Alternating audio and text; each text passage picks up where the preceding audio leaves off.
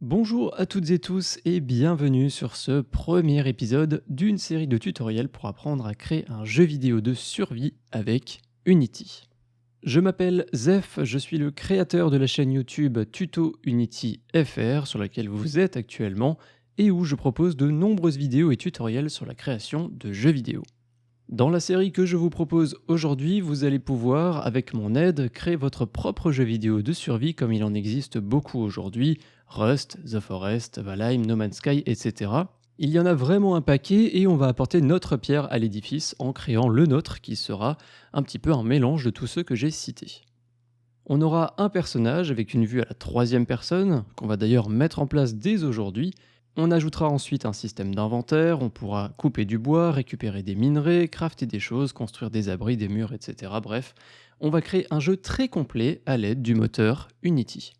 Dans cette série, justement, je pars du principe que vous connaissez déjà un petit peu le logiciel, que vous avez, comme qui dirait, un niveau intermédiaire, donc que vous connaissez Unity, son interface, un petit peu le C# ou au moins les bases, et que vous savez plus ou moins vous débrouiller et vous retrouver sur le logiciel. Si jamais vous avez besoin de quelques révisions, j'ai réalisé une vidéo qui va présenter l'interface de Unity, qui va donc rappeler les différentes fenêtres, à quoi elles servent.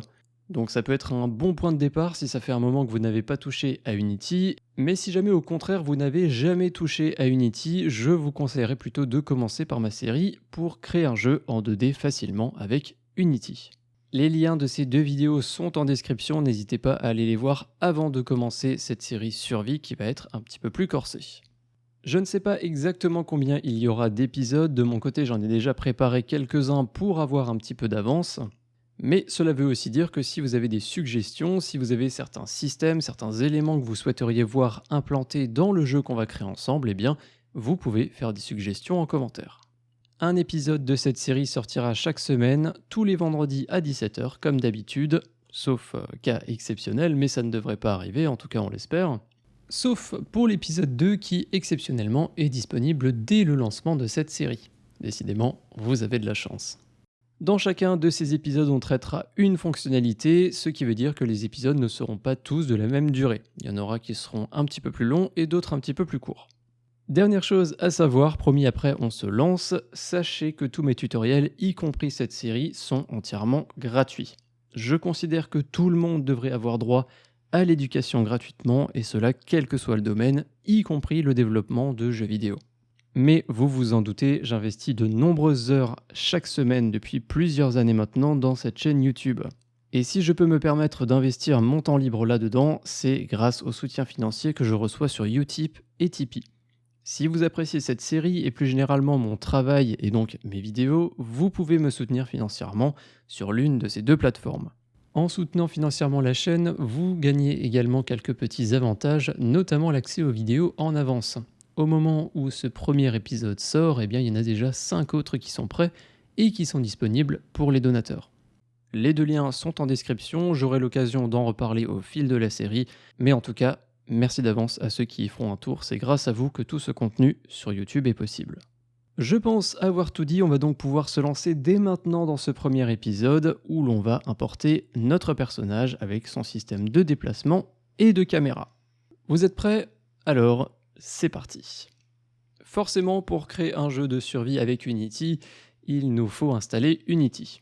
J'ai réalisé une vidéo tutoriel qui explique comment installer Unity et Unity Hub, donc je ne vais pas vous montrer dans cette vidéo comment installer Unity, sachant que comme je l'ai dit, je pars du principe que vous connaissez le logiciel, donc en théorie, il devrait déjà être installé. Mais ce qui est important de savoir, c'est que j'utiliserai moi dans cette série la version de Unity 2021.3, et je ne changerai pas de version avant d'avoir terminé le jeu. Je vous conseille de faire de même, donc de prendre exactement la même version que moi, et de ne pas en changer. De cette manière, on est sûr à 100% que chez vous comme chez moi, on aura exactement la même chose. Il faut savoir que cette version elle est marquée comme LTS, Long Term Support, ce qui veut dire que c'est une version de référence et ça restera une version de référence pendant encore plusieurs années. Donc je suis bien au courant qu'on est en 2022, mais même si vous regardez cette série en 2023 ou 2024, prenez la version 2021.3, ça fonctionnera très bien. Une fois cette version installée, on va pouvoir sur Unity Hub se rendre dans l'onglet Projects qu'on a sur la gauche. Sur la droite, on va pouvoir cliquer sur le bouton New Project pour créer un nouveau projet. Faites bien attention, tout en haut, c'est un petit peu caché. Il faut choisir la bonne version de Unity, donc comme je vous l'ai dit chez moi, la 2021.3.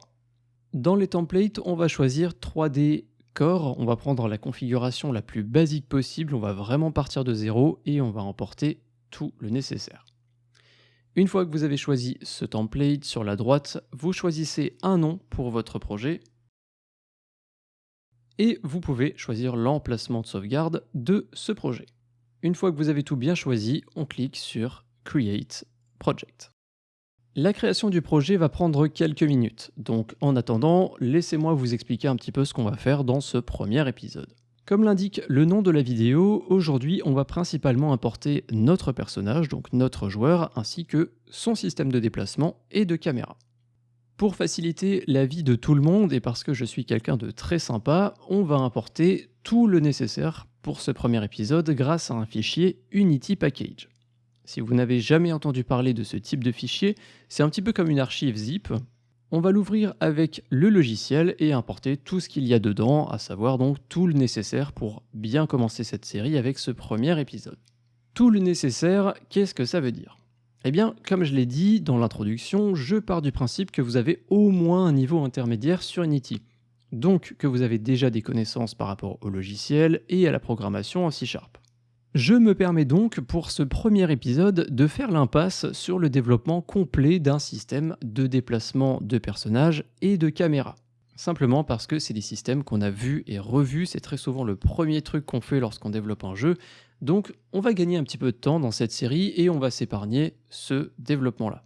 Donc plutôt que de créer un système de déplacement et de caméra, on va partir d'une base existante, donc une asset gratuite, qui est vraiment propre, que je connais très bien et que j'ai beaucoup utilisé dans certains de mes projets perso, c'est Third Person Controller et FlyMod.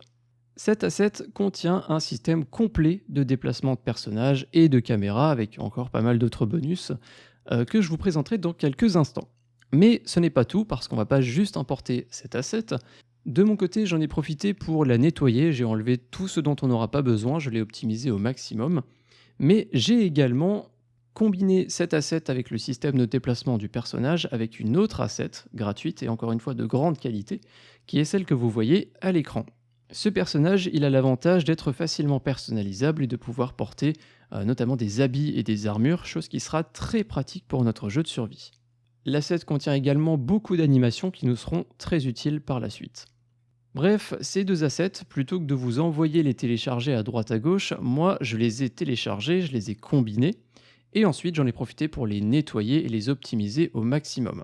Puis je les ai exportés dans un fichier Unity Package dont je vous ai parlé tout à l'heure. Ce fichier, vous allez donc pouvoir le télécharger, vous avez le lien en description, et en cliquant dessus, vous serez renvoyé vers cette page.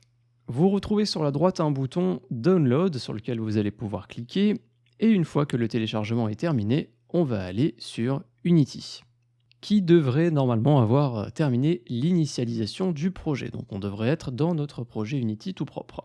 On va pouvoir importer notre fichier Unity Package sur Unity, le plus simple étant simplement de double-cliquer dessus.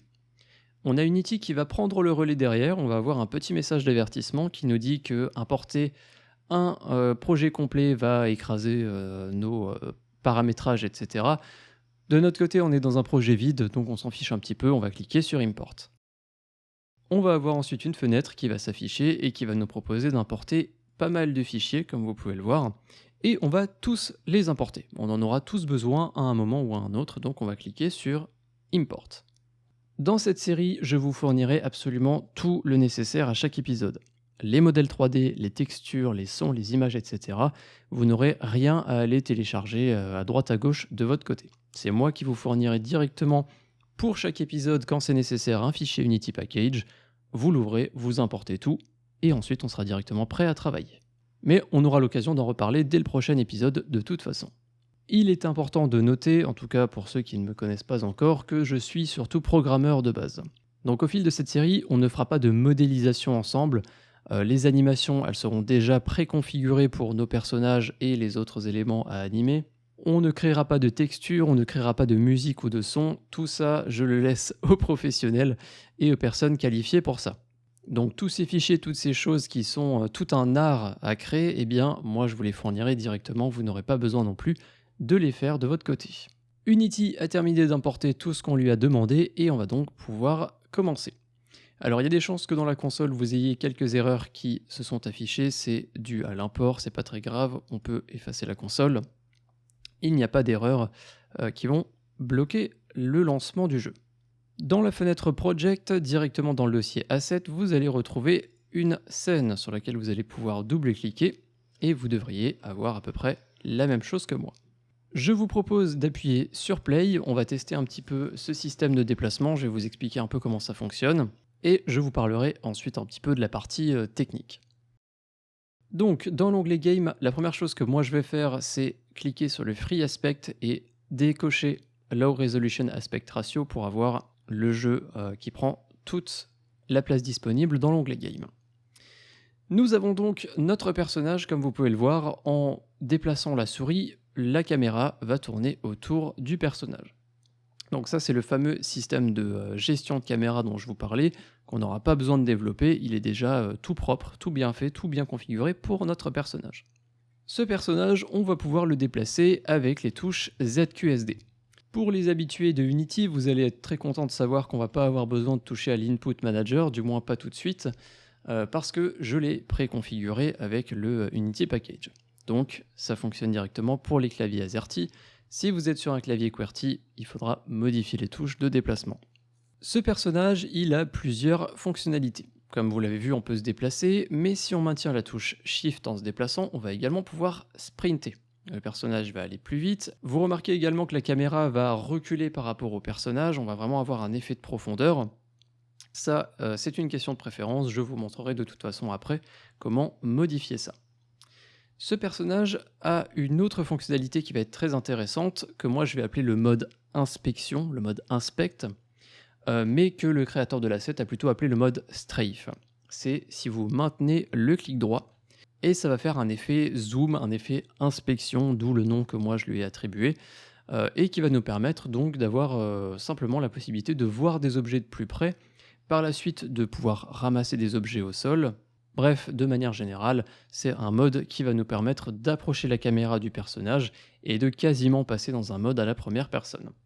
On a un petit viseur qui apparaît au milieu de l'écran quand on est dans ce mode, et quand on relâche le clic droit, on repasse dans le mode habituel, donc celui où on va pouvoir se déplacer, avec la réticule qui a disparu.